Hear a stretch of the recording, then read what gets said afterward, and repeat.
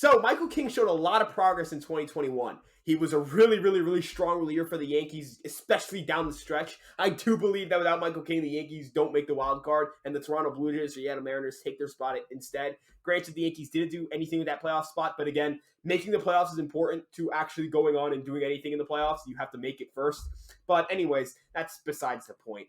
Michael King was really good in 2021, and I'm really excited to see what he does in 2022. And so I want to talk about, is the door still open for him as a starting pitcher? Because I hope that today I can convince you guys that that door is still open for him and that he can still be a really solid starting pitcher. And if none of this comes to fruition, I think I can at least convince you that he's going to be a very good relief pitcher for the New York Yankees next season. I'm Ryan Garcia from Fireside Yankees. You guys know to check me out at Ryan Garcia ESM on Twitter. Follow at Fireside Yankees on Twitter as well for Fireside Yankee content. And you know to check out Empire Sports Media for all your New York sports content. So with that being said, let's get into today's video. Cue the intro. That one's in deep to left field. And just cashes in. Got him. Oh, what a play. Standing forward again. Here comes Wade. Here's the throw. He's safe. Michael King's breaking ball is kind of a fascinating thing to look at because he used to have a slider and a curveball that he used primarily, and that's how he got his breaking pitches, and that's why he used breaking balls instead of just curveball or slider on these graphs. And in the month of September, he kind of just leaned towards his curveball, and that became his breaking ball pitch. But it's not your typical curveball. Actually, it takes a lot of characteristics from Corey Kluber's Kluber ball. A breaking ball that really isn't defined as a slider or a curveball, but leans more towards a curveball, and it's truly a nasty pitch. It is his staple. It is what made him an elite pitcher when he was in his prime. If you look at Michael King's horizontal break, his average spin rate, and his vertical drop, those things shoot up. While, vertical break, the graph shows it pointing downwards, it does technically go up because it becomes more negative, meaning it has more drop. And then his velocity obviously goes down because when you're shifting from a slider to a breaking ball, sliders have more miles per hour, curveballs don't. So you're going to see overall in your breaking balls a drop in velocity. That's nothing, to be concerned about, or it's bad. It's just a shift of pitches. And this breaking ball looked different. If you look at, the post-IL and pre-IL stuff. On the left-hand side, I have pre-IL, and right-hand I have post-IL, and you can see there's more sweep to his breaking ball after his IL stints. As for, what his breaking ball does for him, it generates an incredible amount of whiffs, and it's just a pitch that becomes absolutely devastating to guys like, right-handed hitters, or you look, if you watch that Red Sox game where he was facing guys like Renfroe and Kike Hernandez, those type of guys really couldn't lay off that pitcher, really can't handle a pitch like that. It's a really useful pitch for right-handed hitters, and he does have the tools necessary to deal with left-handed hitters, but we'll get to that in a minute. But overall, his breaking ball took a huge step forward in 2021, and it's something I'm so excited to see him try to apply and use more in 2022. But outside of his breaking ball, what else progressed? What else went well for him? And what other pitches in his pitch mix are plus pitches that could help him step up his game in 2022? Michael King's four-seam fastball was really a lot better in 2021. It was a terrible pitch in 2020. A 333 batting average against.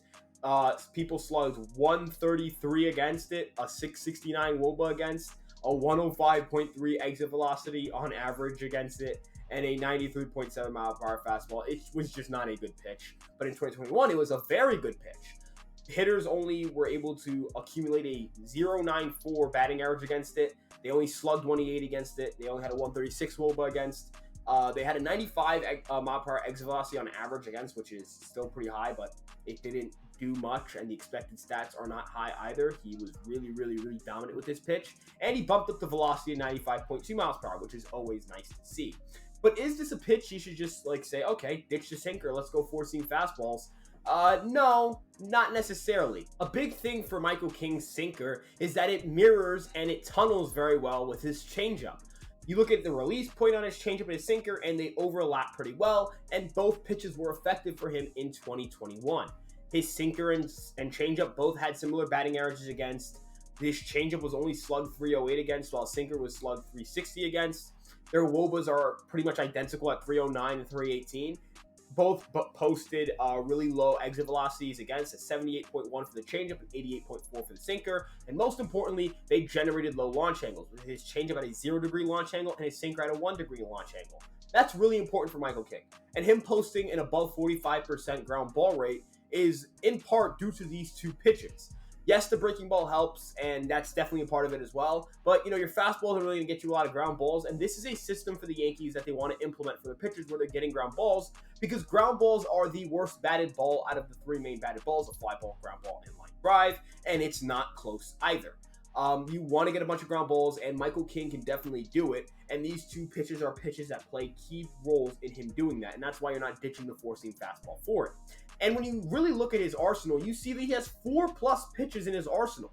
You see that he definitely has the stuff. He has great movement on all his pitches. He has pretty good velocity on all these pitches, and he can get swings and misses. It's really just a matter of, can he have stable control over a start, because that's the thing that burns him. He really starts walking a lot of guys, he loses the zone, and that can, be really infuriating, not only as a team, but for Michael King himself, who really isn't going to try to dig himself into a hole and get him pulled from starts early and ultimately get thrown back in the bullpen because you're not good enough as a starter. And I guess that's kind of the thing the Yankees are trying to avoid. They don't want to kill his confidence, but at the same time, I'm pretty sure Michael King wants to start, because you make more money as a starting pitcher than you do as a reliever.